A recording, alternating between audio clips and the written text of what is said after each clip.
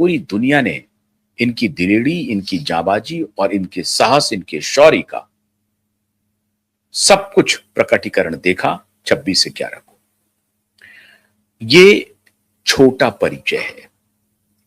परिचय मित्रों, इनके बारे में मैं बता चुका हूं कि पुणे से इन्होंने पढ़ाई की। इनके पिताजी की 15 वर्ष में ही मृत्यु हो गई थी। इनकी माता दूसरे के यहां काम करके इन्होंने इनको पढ़ाया लिखाया और फिर ये जाकर के इंडियन पुलिस सर्विस को में ज्वाइन किए और वहां से इनकी यात्रा शुरू हुई। 1990 बैच की ये आईपीएस ऑफिसर है। ये मैं आपको बता चुका हूं। आज मैं आपको अंदरूनी बात बताने के लिए आया हूं। नेशनल इन्वेस्टिगेशन एजेंसी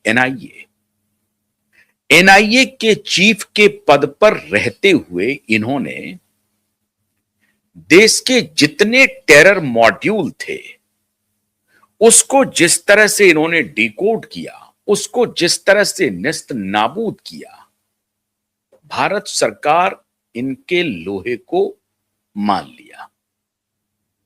भारत सरकार को यह पता चल गया कि एनआईए की चीफ के रूप में सदानंद दाते ने जबरदस्त भूमिका निभाई है। ड्रग कार्टेल का जो सबसे ज्यादा पकड़ धकड़ हुई है, इन्हीं के एनआईए चीफ रहते हुई है। और ध्यान रहे, ये जो नारकोटिक्स डिपार्टमेंट है जो काम करती है, ड्रगों के सप्लाई कहां कहां अवैध तरीके से हो रही है, उसको जो धरपकड़ करती है, उसमें जिस तरीके से नेशनल इन्वेस्टिगेटिव एजेंसी की भूमिका रही वो अतुलनीय रही है। पूरे देश भर में जो ड्रग कार्टेल का जो मॉड्यूल है उसको डिकोड करने में एनआईए प्रमुख सदानंद दाते की बड़ी भूमिका है, along with narcotics department, along with other intelligence agency जैसे सेंट्रल ब्यूरो ऑफ इन्वेस्टिगेशन, जैसे research and analysis wing. NIA और रिसर्च एंड एनालिसिस विंग के बीच में जिस तरह का कोऑर्डिनेशन रहा, एनआईए और सीबीआई के बीच में जिस तरह का कोऑर्डिनेशन रहा, एनआईए और नारकोटिक्स डिपार्टमेंट के बीच में जिस तरह का कोऑर्डिनेशन रहा, ये सब कोऑर्डिनेशन इस पर डिपेंड करता है कि on the top helm of the affairs किस विचार का ऑफिसर मौजूद है, उसकी अपनी इंटीग्रिटी क्या है, वो कितना सक्षम है, वो कितने काबिल हैं, कितने डेडिकेटेड हैं देश की सुरक्षा के लिए, समाज और अपने आवाम की सुरक्षा के लिए। और ये जो डेडिकेशन है सदानंद दाते का, वो एक प्रकार से भारत सरकार को मजबूर कर दिया कि अब वक्त आ गया है जब देश की आर्थिक राजधानी, क्योंकि देश की आर्थिक राजधानी मुंबई में इतने अपराध हो रहे हैं और इतने संगठित अपराध हैं, उस संगठित अपराध को महाराष्ट्र की पुलिस का संरक्षण प्राप्त है। सारे पुलिस वालों का नहीं, उसमें से बहुत बड़ा कुनबा है महाराष्ट्र का जो इस सब अवैध कार्य को संरक्षण देता रहा है और वहीं से यह सारा ट्रेल चलता है। एनआईए को पूरे देश की इन्वेस्टिगेशन की जिम्मेदारी है, ये नेशनल इन्वेस्टिगेशन एजेंसी है और उस रूप में सदानंद दाते के पास बहुत सारी सूचनाएं मौजूद हैं। नॉर्थ ईस्ट में कैसे ड्रग की ट्रैफिकिंग हो रही है, साउथ में कौन सा इलाका है और वेस्ट में कौन सा इलाका है, इस सब की डिटेलिंग सदानंद दाते के पास है।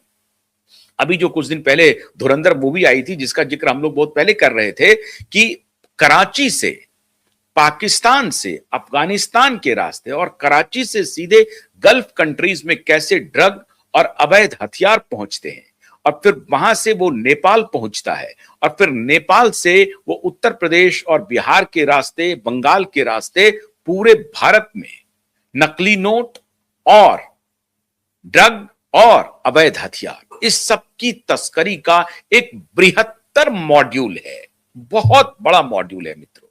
और उसमें से एक सेक्शन को देश की जो आर्थिक राजधानी है वो उसको प्रोटेक्ट करती है। 1993 का बम ब्लास्ट का आपको मालूम होगा, जिसमें एक फिल्म स्टार एक ऐसे फिल्म स्टार के पुत्र नप गए जो फिल्म स्टार कांग्रेस पार्टी से संबंधित थे, और इसमें कोई शक नहीं है कि वो बेहद ऑनेस्ट, बेहद कर्तव्यनिष्ठ, बेहद देशभक्त एक्टर थे। मैं बात कर रहा हूं सुनील दत्त साहब का। सुनील दत्त साहब के पुत्र संजय दत्त साहब के ऊपर आरोप लगा, वो सजा काट के आ गए हैं 7 साल का, कि जो टेररिज्म के लिए यूज हो रहा था हथियार, असलहे, वो उस सबकी बरामदगी हुई थी संजय दत्त के यहां से।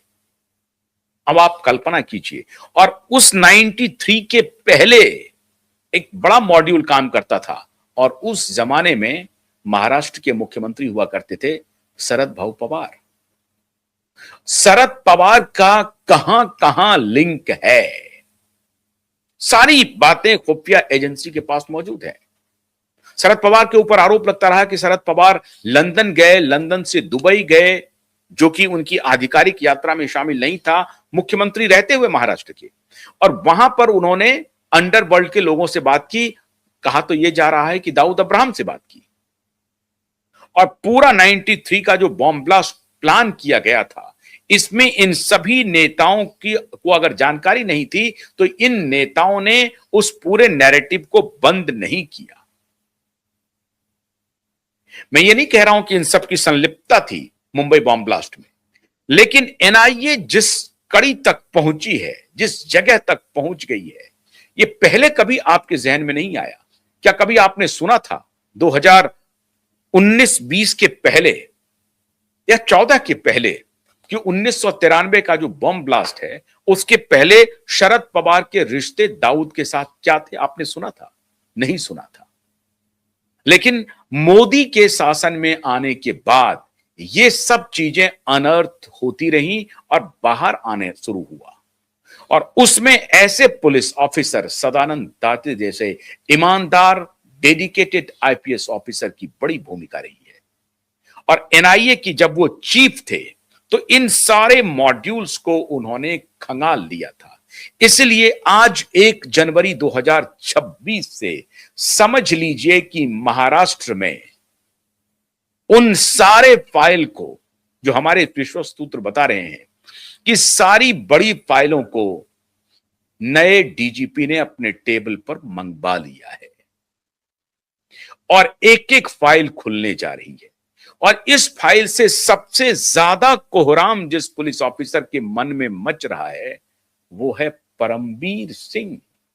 सचिन बाजे, शैलेंद्र नगरकर तो छोटा खिलाड़ी है, लेकिन परमबीर सिंह जो न सिर्फ मुंबई के पूर्व पुलिस कमिश्नर रहे, हालांकि वो डीजी कभी नहीं बन सके, लेकिन एंटी करप्शन के वो मुखिया थे।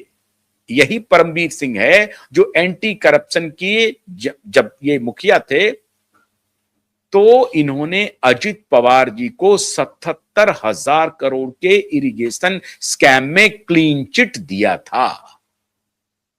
और इसीलिए शरद पवार के भतीजे अजित पवार को कभी भी परमबीर सिंह के खिलाफ कुछ भी बोलते हुए नहीं सुनेंगे। और इसीलिए दिशा के मृत्यु के मामले में भी अजित पवार कभी भी जुबान नहीं खोलते हैं, कभी भी नहीं। आपने कभी भी शरद पवार का कोई बाइट नहीं सुना होगा कि दिशा सालियान की जो मौत हुई है उसकी फेयर ट्रायल होनी चाहिए। कभी सुना है आपने? कभी नहीं सुना है, क्योंकि शरद पवार और अजित पवार को मालूम है कि यह घटना किसने की है, किसके इशारे पर हुई है। और शरद पवार और अजित पवार को यह भी मालूम है कि यह महज एक रेप केस या एक लड़की का ब्रूटल मर्डर नहीं है, बल्कि उसके पीछे बहुत लंबे तार हैं, ड्रग कार्टेल का, अवैध हथियारों का और नकली नोट का, जिसके ऊपर धुरंधर मूवी बनी है। मैंने आपको बताया हुआ है कि धुरंधर मूवी सत्य घटनाओं पर आधारित मूवी है, वो कोई वृत्तचित्र नहीं है। और किस प्रकार से हमारे नेताओं ने हमारे खुफिया एजेंसी के हाथ को बांध करके रखा, इसका भी जिक्र हुआ। आपने देखा होगा धुरंधर मूवी में कि कांधार प्लेन हाईजैक जो हुआ है उसमें इंटेलिजेंस के ऑफिसर कहते हैं कि थोड़ा हमें वक्त दीजिए, हम इन सारे आतंकवादियों को सल्टा देंगे, लेकिन वक्त नहीं दिया गया। वो खैर वो एक मामला था जिसमें उनको लग रहा था कि जो जिनकी जान फंसी हुई है हाईजैक में, जो फंसे हुए हैं यात्री, उनके परिजन हंगामा कर रहे थे। लेकिन इस सब हंगामे को भी आगे बढ़ाया गया ताकि उनको रिलीज करवाया जा सके। एक पूरा गैंग ये धंधा कर रहा था, क्योंकि उस इंटेलिजेंस ऑफिसर के हवाले से जब ये बात आ रही थी कि हमें थोड़ा सा वक्त दे दीजिए, हम इन्हें खत्म कर देंगे। और आपने फिल्म में देखा होगा कि आर माधवन कैसे वो प्लेन के अंदर जाते हैं और प्लेन में के अंदर जा करके वो सबको कहते हैं कि डरिए मत, आपकी जान सुरक्षित है। मतलब वो लाचार है एक इंटेलिजेंस ऑफिसर आतंकवादियों के हाथों। क्यों? क्योंकि पॉलिटिशियंस जो हैं वो परेशान हैं, पॉलिटिशियन का दबाव बनाया जा रहा है जिस वक्त उस वक्त की जो सरकार थी उनके ऊपर।